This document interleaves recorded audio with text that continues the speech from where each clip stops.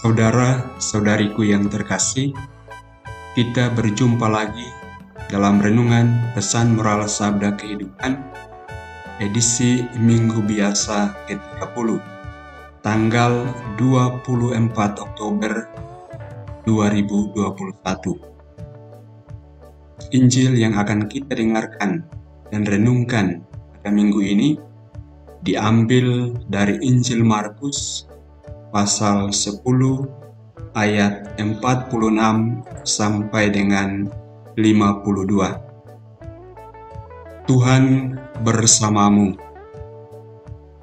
Inilah Injil suci menurut Markus. Dimuliakanlah Tuhan. Pada suatu hari, Yesus dan murid-muridnya tiba di Yeriko. Ketika Yesus keluar lagi dari kota itu bersama murid-muridnya dan orang banyak yang berbondong-bondong, duduklah di pinggir jalan seorang pengemis yang buta, bernama Bartimeus, anak Timeus. Ketika didengarnya bahwa yang lewat itu adalah Yesus dari Nazaret, mulailah ia berseru, "Yesus anak Daud, kasihanilah aku." Banyak orang menegurnya supaya ia diam.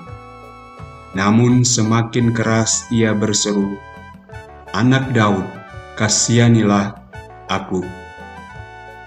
Maka Yesus berhenti dan berkata, "Panggillah dia."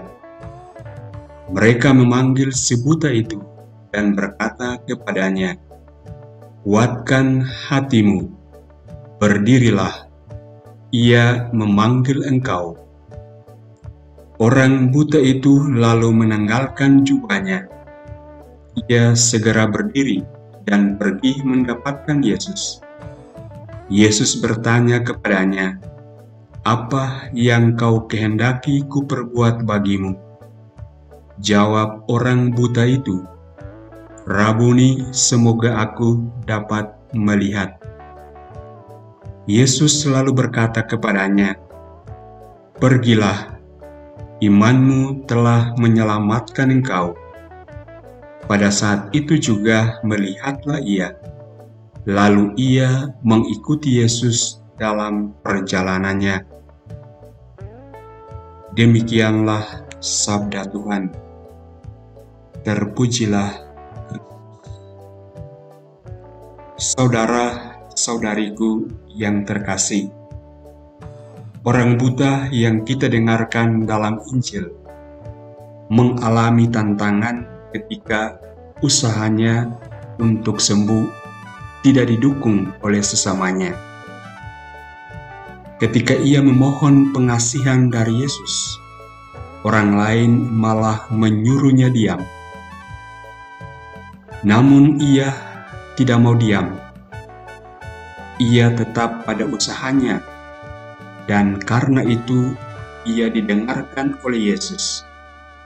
Kesembuhan pun boleh dialaminya. Mungkin di antara kita ada yang juga mengalami keadaan seperti si buta. Kita mau keluar dari keadaan kebutaan tertentu, namun niat baik dan usaha kita tidak didukung oleh sesama kita.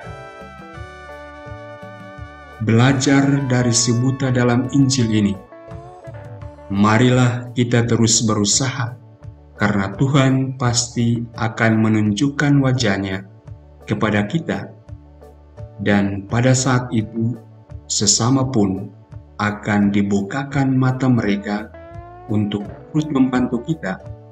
Sebagaimana dalam Injil ketika Yesus memalingkan perhatiannya kepada si buta, sesama pun ikut terlibat membawanya kepada Yesus untuk mengalami kesembuhan. Mari tetap berjuang untuk keluar dari kebutaan kita, karena Tuhan pasti akan mendatangi kita, menyembuhkan kita. Semoga Tuhan memberimu segala yang baik dalam hidup. Pace e bene.